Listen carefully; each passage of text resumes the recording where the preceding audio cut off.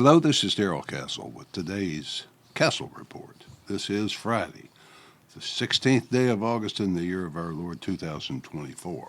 I will be talking about former member of Congress Tulsi Gabbard and how she has been investigated, followed, and branded publicly as a potential domestic terrorist under the government's new Quiet Skies program. Yes, it seems that Tulsi has upset all the wrong people or all the right people, depending on your point of view.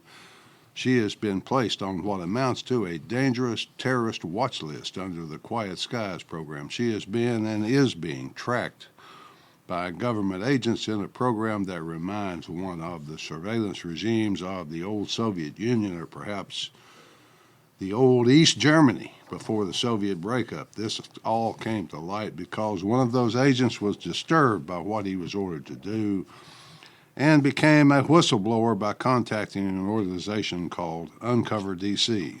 The whistleblower said that Tulsi was singled out as a terror threat, and Tulsi said his report matched her experiences and explained why she had been having so much trouble moving about the world in recent days. She went abroad for a short trip just a few days ago and was harassed at each leg and in each airport of her journey. She and her husband had their boarding passes marked with the quadruple S designation, which means secondary security screening selection. The quad S is usually a marker that tells the agents of TSA or any other airport personnel that the person so designated is a terror threat. So from this point, just imagine Tulsi Gabbard as a threat to commit an act of terror. Perhaps she might say or write something the regime that seems to be in control of Western nations considers to be not in compliance, but actual terror. Tulsi, the Quad S, meant delays of up to 45 minutes every time she went through an airport security process. Tulsi, an Iraq war veteran, current Army reservist, said she usually packs light, but sometimes that made it even more difficult because it was easier for them to go through and examine with their eyes and their hands each item of clothes she had in her carry-on bag. She said she had a couple of blazers, workout clothing, underwear, and they squeezed every inch of each item at each airport change for her trip. Agents unzipped the lining inside the rollerboards of her suitcase and examined every inch of the liner. She was ordered to take out every piece of electronics and turn each one on, including her military phone and computer. Tulsi said she normally uses her military ID to get through security, but for several trips, including one trip to her reserve base in Oklahoma, the ID failed to get her through. One agent saw the Quad S and said, "How can you be Quad S and still be in the military?" I suppose that is a good question, would have been her answer, but that's just a guess. She reports that on one flight, there were at least 6 agents doing her screening along with dog teams. There were dogs in Dallas and dogs at the gates wherever she had to wait. Yes, indeed, Tulsi Gabbard is quite the terror threat. The whistleblower said that she had been placed on a domestic terror watch list. According to him, she had 2 explosive detection canine teams, 1 transportation security specialist for explosives, 1 plainclothes TSA supervisor, and 3 federal air marshals assigned to every flight she boards. Uncover DC said she was placed on the list July 23rd, and the trio of air marshals began flying with her on July 25th. So far, at least 3 marshals have flown with her on at least 8 different flights. The goal, according to the Quiet Skies program, is to surround people with human watchers. There are potentially 15 such marshals or human watchers assigned to each gate where the Quad S flyer is waiting. Tulsi said this is not a woe me situation. Instead, it's bringing to the forefront how brazen the political retaliation and abuse of power continues to be under the Biden-Harris administration. It seems to me that all this abuse heaped on Tulsi has served to confirm that she has been right about things all along. Tulsi's not the first to be tracked by this Stasi imitation government that we are under right now. She won't be the last, but she is perhaps the most high-profile target and I might add the most obviously undeserving of such treatment. The Quiet Skies program was expanded to identify and follow each person who could be identified as having been in the Capitol on January 6, 2021. The government does this by pressuring their servants in the corporate world to hand over credit card information for every person who purchased anything within several miles of the Capitol that day. They also examined every camera in the Capitol and used facial recognition software to track individuals.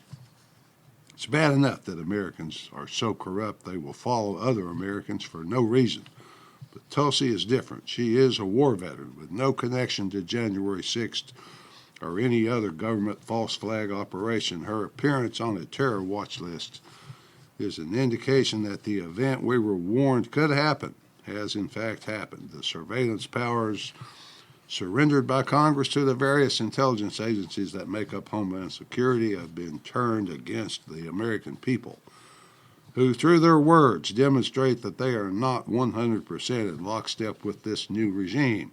How does Tulsi feel about all this, about how she has been treated by the government she risked her life to serve? Quote, I enlisted because of the terrorist attack on 9/11. I was like a lot of Americans. We enlisted to ensure the safety, security, and freedom of the American people and go after the terrorists who attacked us. And so now, to have confirmation, I guarantee there are other men and women in uniform or veterans now being targeted. I can't think of a word that adequately captures how I feel. The closest I can think of is the deepest sense of betrayal. It cuts to the core, end quote. I know she feels betrayed, and it has left her with a sadness. She lost something precious. I can see it in her face when she appears on video. I can hear it in her voice. She went on to talk about the Homeland Intelligence Experts Group, which was led by psychotic lunatic John Brennan and former Director of National Intelligence James Clapper. The documents recently released identify Trump supporters, people in the military, religious people, as indicators for extremism or terrorism. The intelligence community, she tells us, is therefore targeting people of many stripes, but especially those who wear the uniform or have worn the uniform. Why Tulsi? Why put her on the list when she is so obviously not a terrorist threat? She has been a persistent critic of the politicians in the current administration. She was a member of Congress in the Democrat Party from the state of Hawaii, but she left Congress for her own reasons, ran for president in 2020 in the Democrat primaries. Her rebuke of Kamala Harris ended Harris's campaign without a single primary delegate.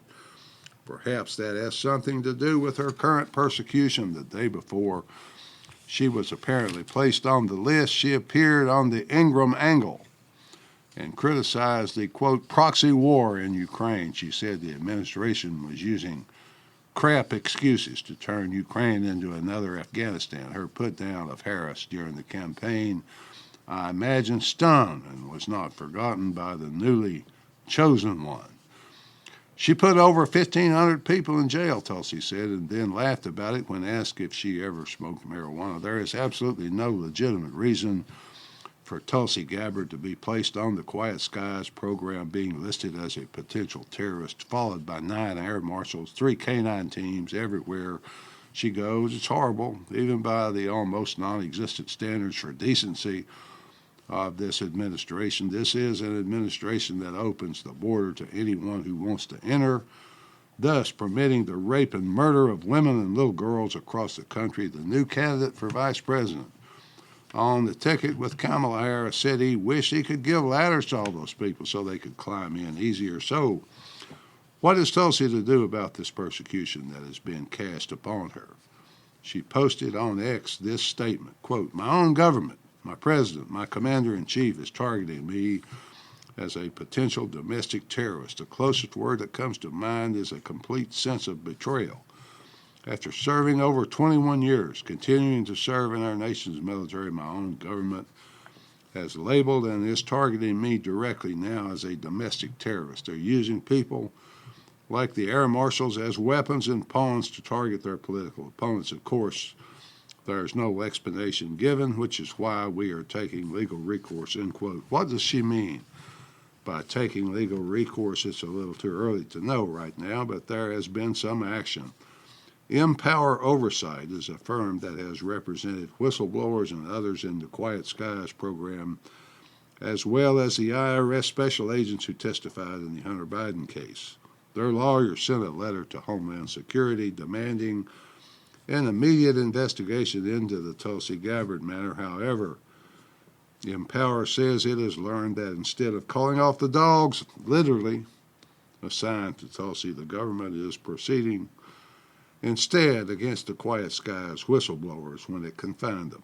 Quiet Skies says this is a program using a risk-based approach to identify and apply enhanced security measures on some domestic and outbound international flights. Simply applying this risk-based rule to passengers does not necessarily mean anything derogatory, etc., so on and so forth, blah, blah, blah. You don't have to worry about whether these people have probable cause to search because they admit that almost none of their searches result in court proceedings, so probable cause is unnecessary. I'm sure that if a court proceeding did result, then probable cause would be found very quickly. Homeland Security tells us that the terrorist watch list has greatly expanded lately. The new targets are not Muslims flying in from the Middle East, but domestic terrorist threats. You know, all those grandmothers who visited D.C. on a particular day, they also have to pay very close attention to grandmothers who once prayed in D.C. on January 6th, perhaps. Yes, folks. 72-year-old grandmother who lived her life squeaky clean without even a traffic ticket was just sentenced to a fine of $103,000, 6 months house arrest, 12 months probation, and loss of internet privileges. Yes, I said privileges because speaking is now a privilege in this country. Speaking the truth is a crime. Rebecca Lorenz is known by her friends as the praying grandma, but Biden administration says she's a criminal. In conclusion, Tulsi said that a TSA agent told her that he had noticed that the well-known Quad S targets he had seen were most often supporters of a former president. Can the deep state be dismantled? Can the toothpaste be returned to the tube? It's very doubtful. But a good start would be to dismantle George W. Bush's Department of Homeland Security with a hard look at each of its 270,000 employees to see whether each can continue under the component agencies. Without freedom to speak our minds, we are definitely not free. The government of the United States of America is working night and day to criminalize speech and deprive us of freedom. Finally, folks, it's too bad about Tulsi. She's a woman who should be honored, lifted up by the government as an example for all of us. But instead, she's persecuted. Yes, she is persecuted because the government is wicked, evil, and satanic and simply will not tolerate dissent. I understand why she is persecuted, but I don't understand why people continue to vote for the descent of our country into satanic evil. At least that's the way I see it. Until next time, folks, this is Darrell Castle. Thanks for listening.